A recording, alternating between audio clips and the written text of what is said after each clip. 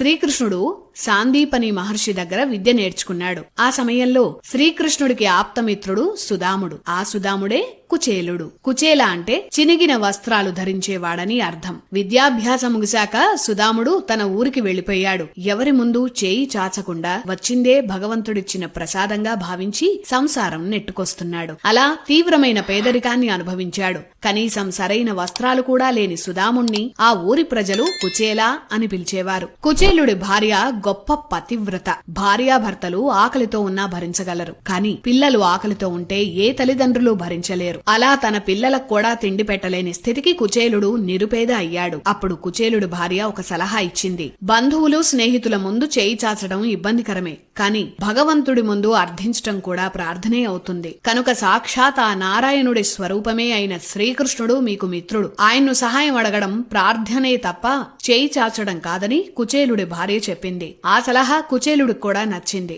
వినీ toys Amazon లో కూడా లభ్యం. Download ShareChat.